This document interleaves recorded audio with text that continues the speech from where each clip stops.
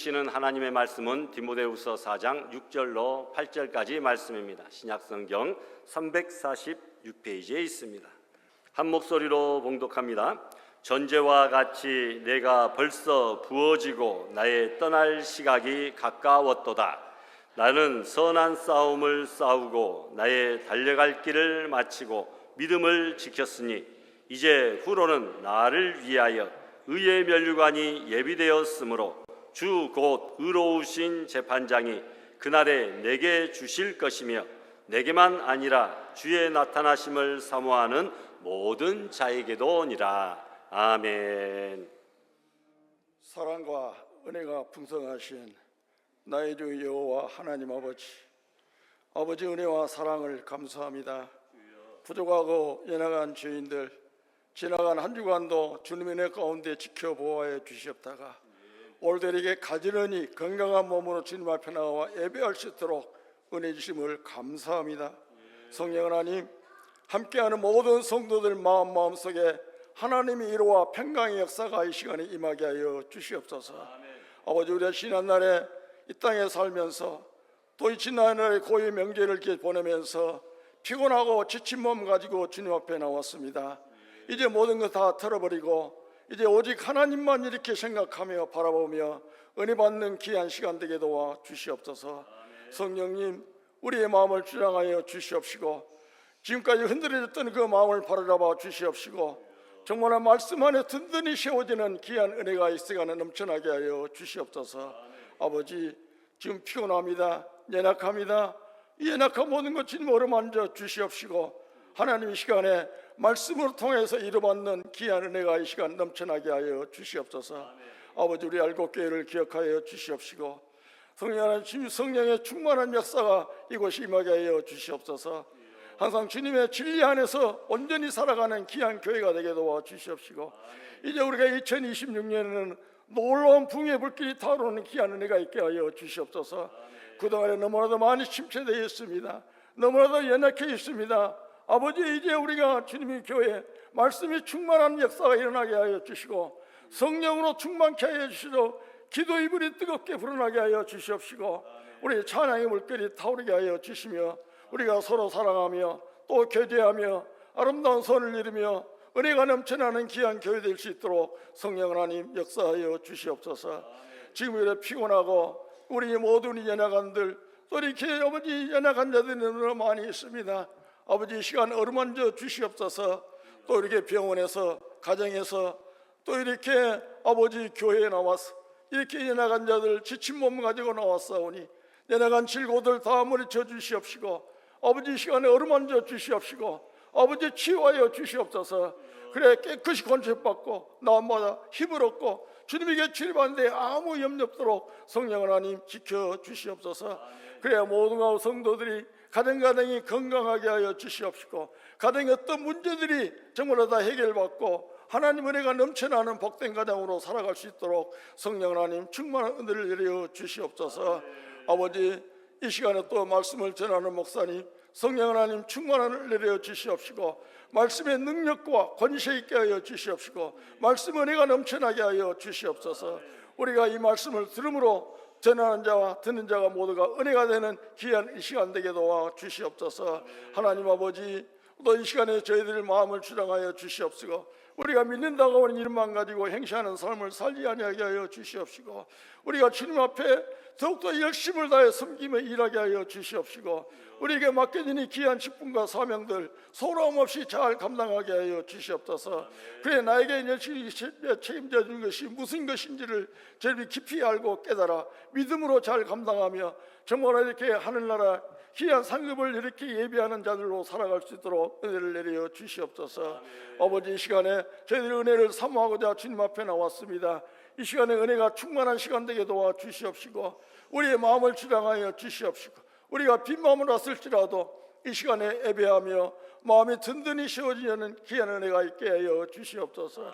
이제 우리가 한 주간 살아갈 때에도 믿음 안에서 힘있게 살아갈 수 있도록 은혜를 내려 주시옵시고, 담대하게 우리 나갈 수 있는 귀한 믿음 가지고 사는 저희들 되게 도와 주시옵소서. 우리가 나태하지 아니하게 하여 주시옵시고, 항상 주님 손 붙잡고 주님이 우리를 보호하신다는 걸 믿고 의지하며 나가는 귀한 심령들 다 되게 도와 주시옵소서. 이 시간 예배합니다. 사탄 마귀 일체틈 먹게 하여 주시옵시고, 하나님 은혜만 충만케 넘쳐나는 귀한 시간 되게 도와 주시옵소서. 모든 말씀을 나를 죄서 보내주신 예수님 걸어가신 것들어 감사하며 기도하옵나이다. 아멘.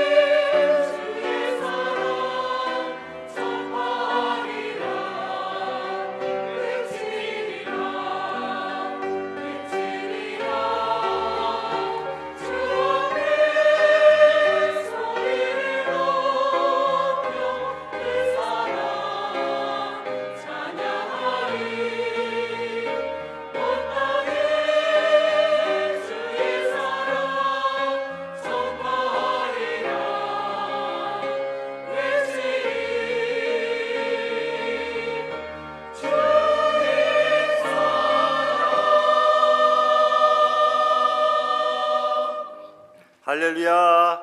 아멘. 감사합니다. 예.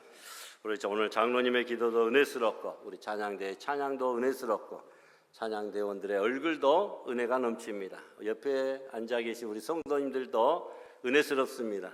우리 정의가 연속해서 저녁 후에 이렇게 예배에 참석한 것도 너무나 감사하고 은혜스럽고, 우리 또 문다선 귀한 자매님도 이렇게 시간 내어서 예배 열심히 참여한 것도 은혜스럽고, 우리 지난 작년에 등록하신 우리 노연순, 김채순, 윤정심 권사님 열심히 예배의 자리에 이렇게 참여하시고 얼굴 뵙는 것도 참으로 은혜스럽고, 설 명절 은혜 가운데 잘 보내신 줄 믿습니다.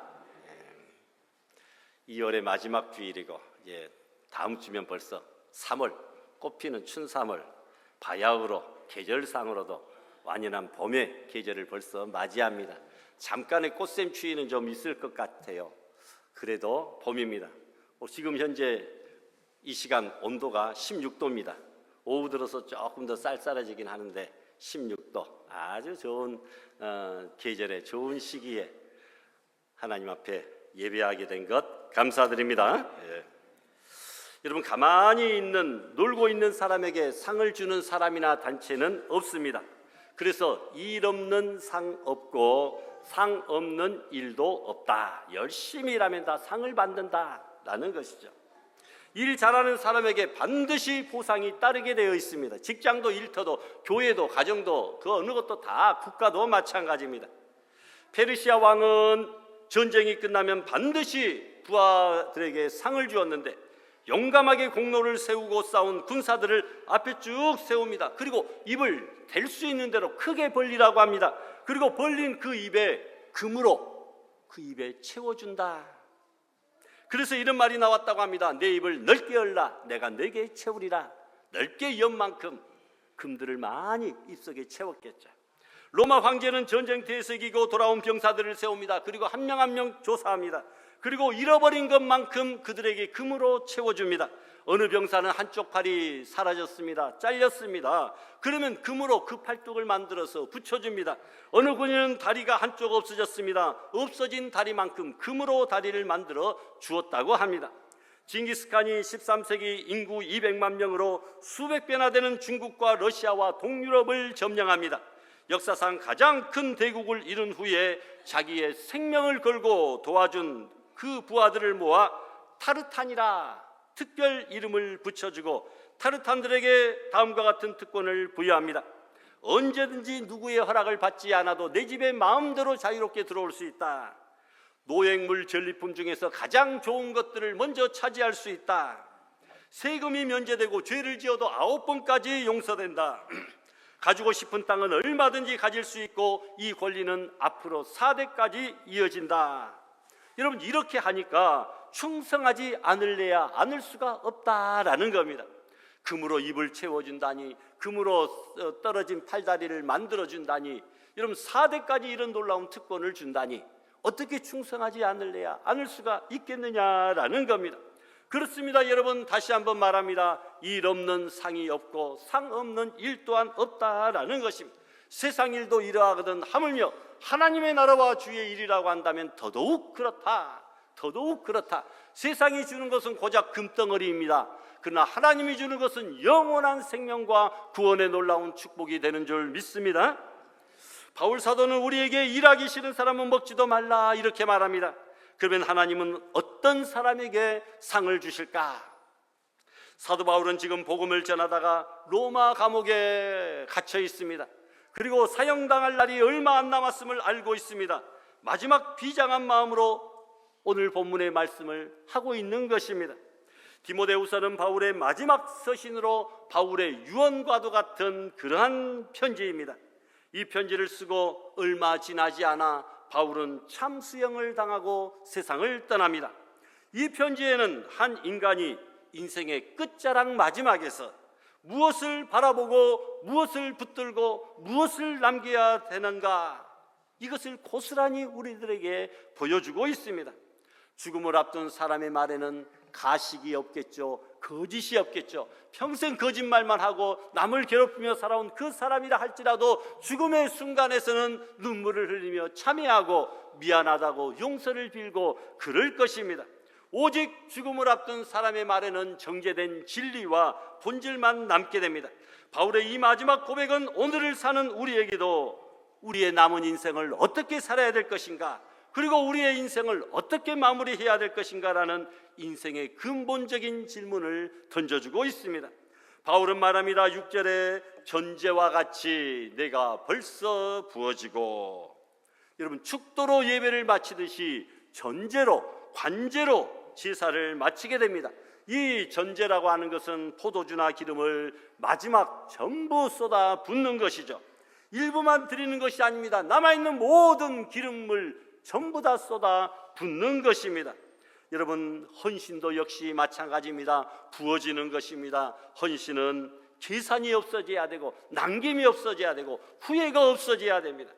바울은 자신의 삶을 그렇게 살았습니다. 복음을 위해서 전제와 같이 자신은 남김이 없이 온전히 사명을 위하여 부어진 헌신한 그런 사람이었다.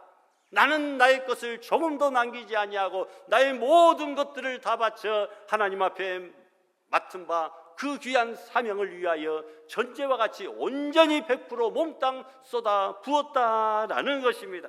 더 이상 남은 것이 없을 만큼 나의 생명도, 나의 육신도, 나의 열정도, 나의 건강도, 모든 재능도 다 하나님을 위하여 완전히 쏟아 부었다라는 것이죠. 구약 제사에서 전제는 하나님께 완전히 드리는 헌신을 상징합니다. 신학에서는 성도의 삶 자체가 거룩한 산제사로 드려지는 줄로 믿습니다. 오늘 우리의 신앙은 무엇을 남겼고 그리고 하나님 앞에 무엇을 드렸습니까? 나는 내 삶을 하나님 앞에 남김없이 과연 바울처럼 전제로 드리고 있는가? 우리는 하나님께 무슨 우리의 삶을 드린다고 하면서도 늘 한쪽 구석에는 내 것을 남겨두었습니다. 조금은 보류하였습니다. 조금은 계산하였습니다. 심지어 좋은 것은 항상 내 것이었고 조금 덜 좋은 것, 가치 없는 것은 항상 하나님의 것이었는지도 모릅니다. 그러나 바울의 고백은 우리의 마음에 묵직한 울림을 줍니다. 신앙은 남겨두는 것이 아니라 몽땅 부어드리는 것이다. 여러분, 신앙은 남겨두는 것이 아니라 몽땅 부어드리는 것이다 라는 것이죠. 바울은 또한 말합니다. 6절에 나의 떠날 시각이 가까웠도다. 나의 떠날 시각이 가까웠도다. 이 말의 원어를 살펴보니까 배에 닻을 올리고 떠나는 것을 말합니다. 배가 닻을 올리면 이제 출발하는 것이잖아요.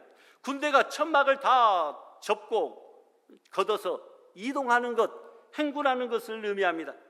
자기가 죽음을 앞두고 있는데 이 죽음을 파괴나 소멸이 아니라 떠남과 여행의 시작으로, 행군의 시작으로 바라보고 있습니다.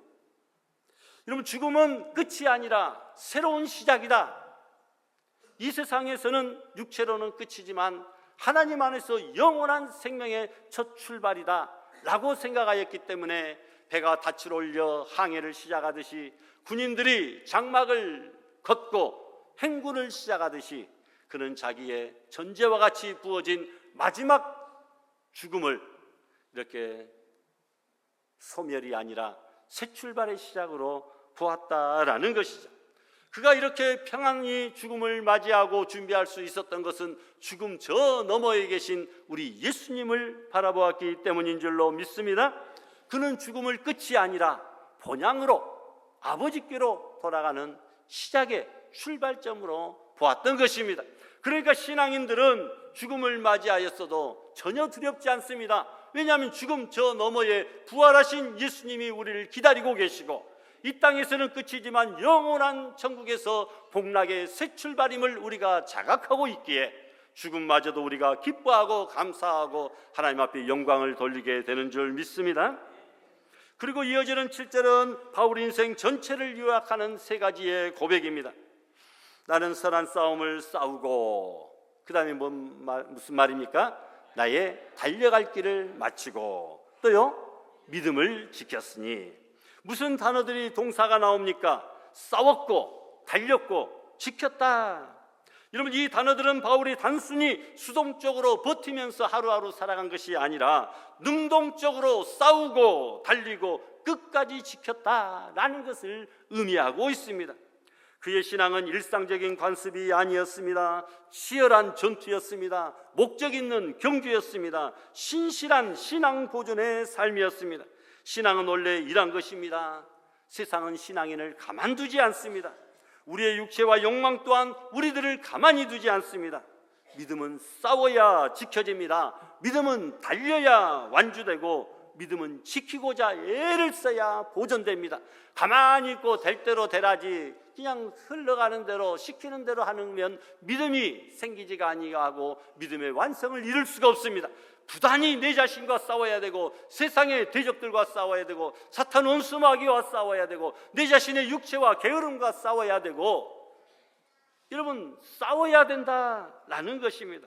싸우고 적극적으로 달리고 적극적으로 지킬 때에만이 우리의 믿음이 보존되는 것이지 그저 오늘 되는 대로 그냥 한번 살아보자 그렇게 생각하면 안 된다라는 것이죠.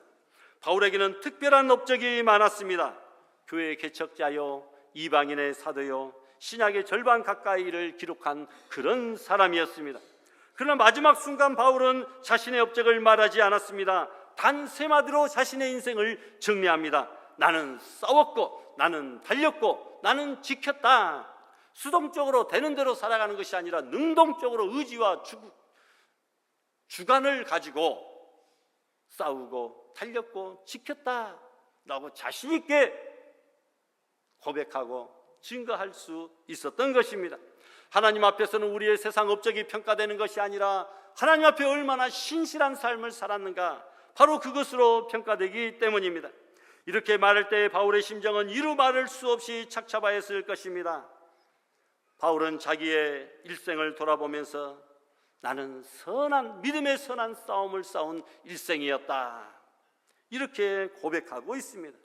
새벽에도 요즘에 계속 다니엘서의 지금 마지막 장을 오늘 살펴보았는데, 다니엘은 15, 16세 그 약관의 나이에 그 원수의 나라, 이방의 나라, 우상숭배의 나라에 포로로 끌려가서 여러분 거기에서 80여 성상을 지내고 90여 노구를 이끌고 하나님께서 일평생 자기와 동행하여 주시고 만나 주시고 함께하여 주시고 기적과 은혜를 베풀어 주시고 지혜와 총명으로 함께하여 주셔서 이방 땅에서도 존귀케 되고 높여주시고 살아계신 하나님을 그가 몸으로 삶으로 입으로 증거하였던 그 아름다운 생애들을 바라보며 이제 그의 마지막 그의 생애 속에서 유언과도 같이 하나님의 살아계심을 고백하고, 우리 인생의 종말이 분명히 다가오는데 그때는 하나님 앞에 구원을 얻을 자와 그렇지 아니하고 하나님 앞에 심판과 징계를 받을 자를 이야기하면서 우리는 하나님을 말씀을 지키는 자가 되어서 궁창의 빛과 같이, 그리고 많은 사람을 옳은 대로 돌아오게 하는 자가 되어서 별과 같이 빛나게 되는 아름다운 삶을 살자라고 우리에게 유언과도 같이 당부하는 그의 삶으로 증가하였고 몸으로 전파하여 보여주었던 아름다운 신앙을 그가 마지막 때에 유언과도 같이 우리에게 말씀하시는 그런 내용을 살펴보고 있습니다. 여러분, 바울과도 같이 다니엘과도 같이 힘들고 어려운 원수와 대적과 감옥과 핍박과 살해의 위협 속에서도 끝까지 믿음을 지키고 달리고 그리고 싸운 아름다운 인생의 모습들이 바로 우리 성도들의, 신앙인들의 마지막 모습이 되어야 될 줄 믿습니다. 선한 싸움을 싸웠다, 이 말은 헬라어로 아고나 이렇게 되어 있는데 격투기 선수들이 혼신을 다하여 싸우는 모습, 그것을 그대로 이루는 말입니다. 물론 격투기 선수만 그렇습니까? 레슬링 선수, 권투 선수, 쇼트트랙 선수들 다 그 부단히 힘쓰고 애쓰고 노력하여 그 결실과 열매들을 지금 거두고 있지 않습니까?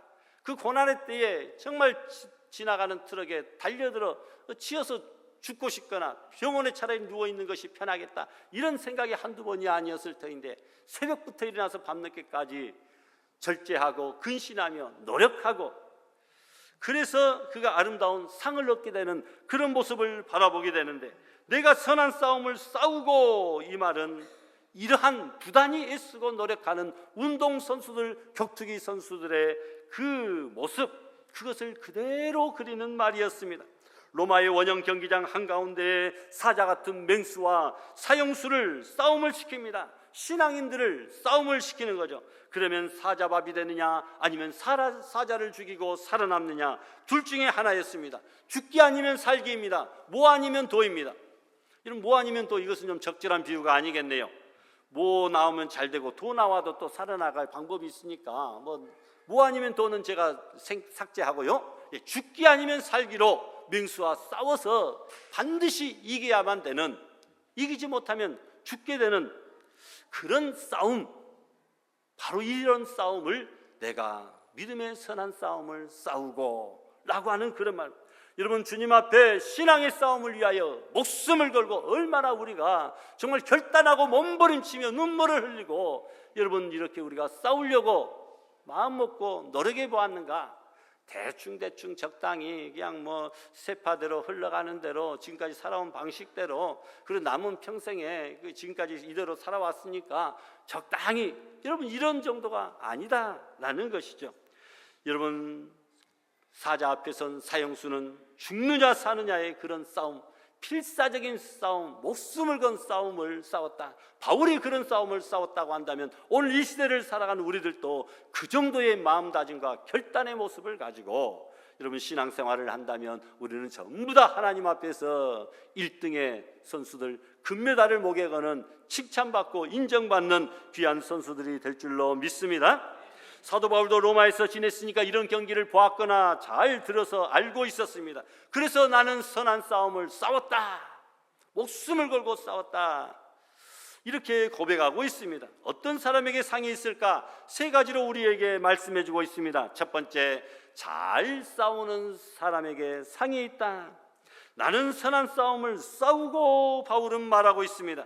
평생을 잘 싸운 바울은 하늘나라에 가면 분명히 의의 면류관이라고 하는 좋은 상이 기다리고 있음을 그는 확신하고 있습니다. 전쟁에서도 잘 싸우면 무공훈장과 또 전쟁 보상 연금들이 이렇게 나옵니다. 월남전에 한번 참전하신 분들, 그리고 6.25 전쟁에 참전하신 분들은 아직까지도 전쟁연금을 타고 공을 세우면 훈장도 이렇게 받게 됩니다. 스포츠에서도 잘 싸우는 자들에게, 메달을 받은 선수들에게 연금을 줍니다. 금메달은 100만 원, 은메달은 75만 원, 동메달은 50만 원인데 뭐 심석기나 최민정 선수 같은 경우는 뭐 4개, 5개, 6개를 탔으니까 600만 원을 받겠네. 그것이 아니고요, 딱 한 번으로 하고 두 번째 금메달부터는 7천만 원, 그리고 은메달은 5천만 원, 동메달은 한 4천만 원, 이렇게 일시금으로 이렇게 준다고 합니다. 어찌됐건 나라와 국가의 명예를 높이기 위해서 하는 일이지만 상급과 연금이 있고 돈이, 물질이 있으니까 더더욱 열심히 싸우지 않을 수가 없다라는 겁니다. 직장에서도 좋은 회사들은 성과급을 받는데 1년 연봉 정도의 성과급을 받는 그런 회사들도 있는 것을 보고 가끔씩 배가 아픈 그런 우리 성도들도 있잖아요.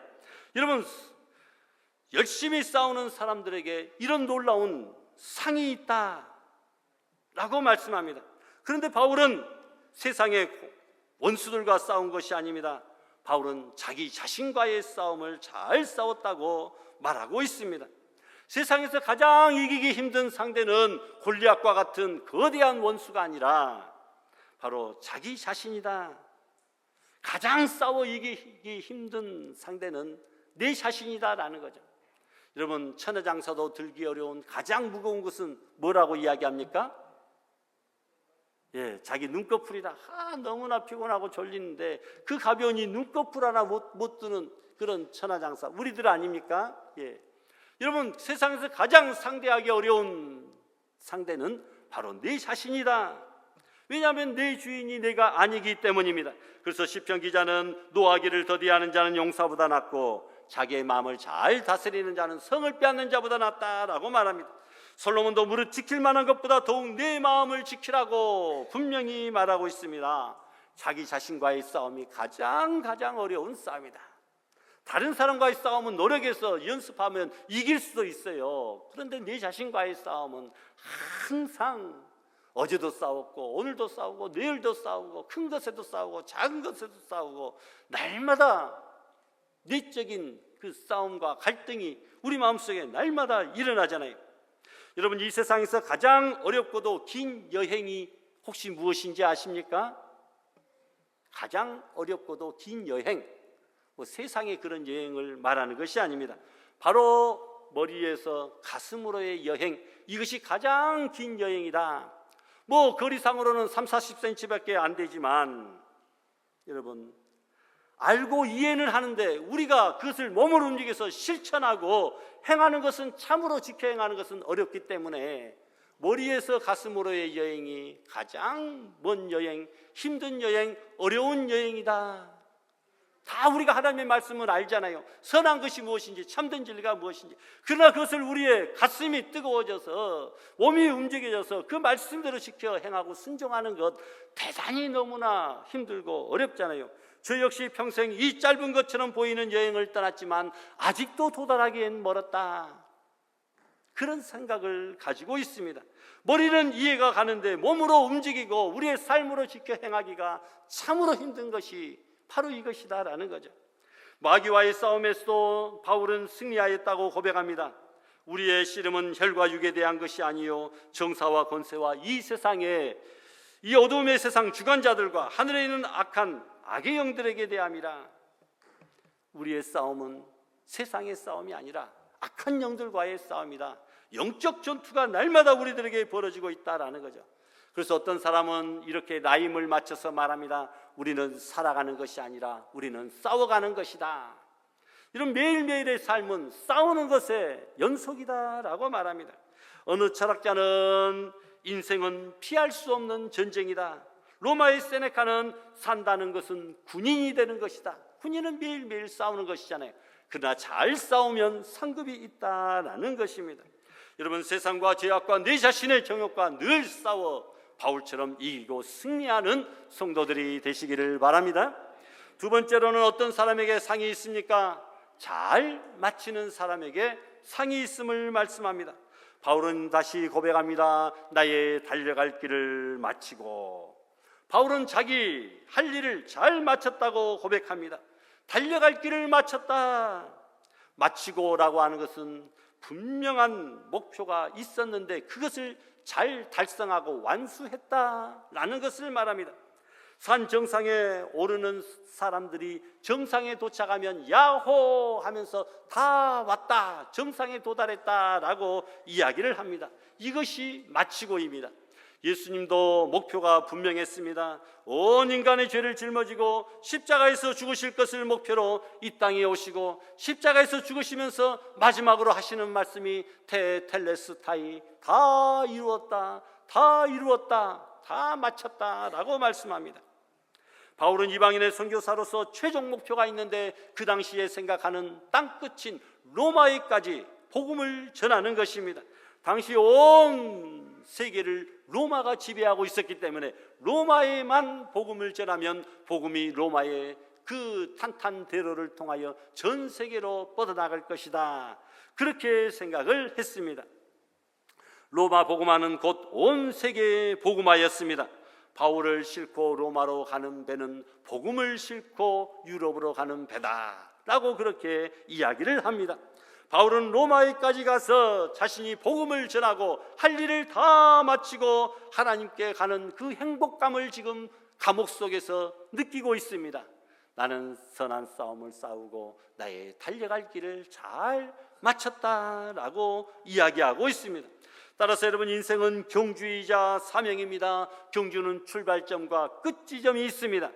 단순히 빨리 달리는 것이 아니라 하나님이 정해주신 나의 길을 이탈하지 아니하고 끝까지 잘 완주하고 마치는 것.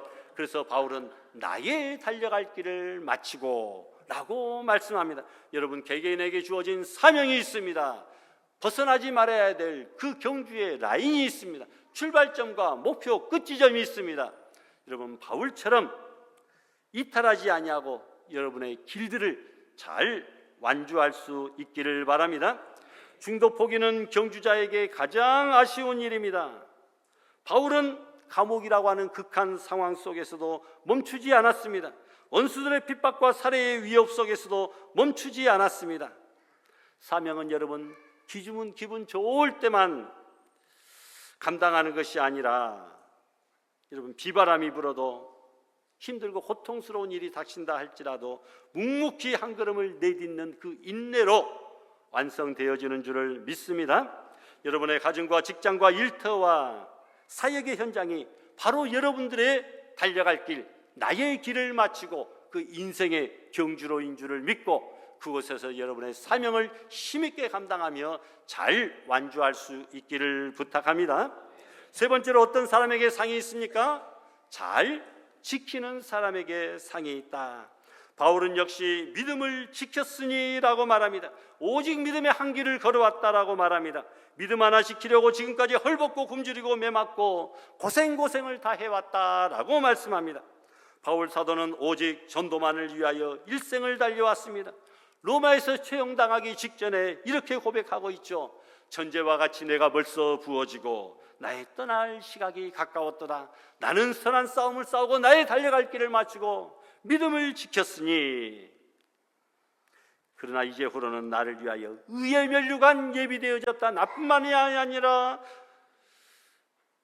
주의 나타나심을 사모하는 모든 자에게 의로우신 재판장 되신 하나님께서 그들 모두에게 다 이 상을 내려주실 것이다 라고 말하는 줄 믿습니다. 8절에서 바울은 의의 면류관을 말합니다. 로마 경기장에서 승리한 선수에게 금메달이 아니라 월계관을 씌워주었습니다. 그 월계관은 금방 시들어 버립니다. 바울이 기다리는 면류관은 그러나 시들지 아니하는 의의 면류관입니다. 의로우신 재판장이 친히 씌워주시는 영광의 면류관입니다. 그래서 여기 나와 있는 의의 면류관은 크라노스 왕관이 아니라 스테파노스 승리자에게 주시는 월계관이다. 하나님께서 우리에게 인생의 경주에서 신앙의 경주에서 승리하는 자들에게 친히 씌워주시는 여러분 의의 승리의 면류관인 줄로 믿습니다. 의로우신 재판장 표현은 당시 로마 황제가 아닌 예수 그리스도를 말합니다. 참된 심판자로 강조하고 있습니다. 바울에게만 주어지는 것이 아니라 주의 나타나심을 사모하는 모든 저와 여러분 모든 자에게도니라 인 줄 믿습니다. 여러분 여기서 우리는 한 가지 영적 교훈을 얻게 됩니다. 하나님은 우리가 지금 눈앞에서 어떻게 보이느냐, 여러분 끝에서 어떻게 서 있느냐, 바로 그것을 더 귀하게 보신다. 시작도 중요하지만 끝을 중요하게 보신다. 달리는 것도 중요하지만 완주를 중요하게 보신다라는 것입니다. 믿음을 얻고 시작하는 것보다 믿음을 끝까지 잘 지키는 것을 주님께서는 중요하게 생각한다라는 것입니다. 바울은 인생의 끝에서 이런 영광스러운 고백을 드렸다라는 것이죠. 우리 인생의 마지막도 바울처럼 다니엘처럼 이렇게 인정받고 칭찬받고 완주하는 인생, 승리하는 인생, 잘 지켜 의의 면류관을 받는 인생들이 되시기를 바랍니다. 우리는 하나님 앞에 100%의 삶을 맡았습니다. 어떤 이들은 80%까지 달리고 어떤 이들은 90%까지 달립니다. 하지만 마지막 1%에서 포기하는 경우가 많습니다. 바울은 마지막 순간, 마지막 1%, 마지막 숨을 거두는 그 순간까지 맡겨주신 믿음의 길을 힘차게 싸우고 지키고 달렸다라고 말씀합니다. 신앙의 승리는 빠르게 달린 자가 아니라 끝까지 잘 달린 자에게 주어집니다. 믿음의 경주는 출발점이 아니라 결승선에서 평가됩니다. 하나님은 우리의 시작도 중요하게 보시지만 끝을, 마무리를 더 중요하게 보신다고 하는 사실을 생각하고, 여기 계신 모든 분들, 이제 막 시작하는 분도 계시고 한참 달리는 분도 계시지만 마지막 인생의 경주 결승선에서 끝까지 바울처럼 승리의 고백을 하며 하나님께 영광을 돌리는 우리 성도들이 되시기를 바랍니다. 오늘 신앙생활에 지쳐있는 성도들에게 바울의 마지막 고백은 우리에게 큰 위로와 도전이 됩니다. 예배와 기도와 섬김과 봉사 등 각자가 맡은 자리에서 이제 시작하는 단계지만 올 한 해 마치는 순간까지 완주하는 신앙이 참으로 필요한다, 그런 줄 믿습니다. 벌써 여기서 중도에서 포기하고 벌써 게을러지고 벌써 눈치 보고 벌써 시들시들해진 사람들이 보인다, 이것은 안 될 말이죠. 노년의 성도들에게 본문의 말씀은 인생의 아름다운 마무리에 대한 영적 그림을 제시해 줍니다. 젊은 성도들에게는 싸워야 될 영적 전쟁의 실제를 일깨워 줍니다. 고난당하고 있는 성도들에게는 의의 면류관이라고 하는 소망을 붙들게 합니다. 바라기는 오늘 믿음의 경주에서 끝까지 잘 싸우고 마치고 지키는 의의 면류관을 다 받아 누리는 복된 성도들이 다 될 수 있기를 주님의 이름으로 축원합니다. 주신 말씀 생각하며 다 같이 결단기도 합심해서 드립시다.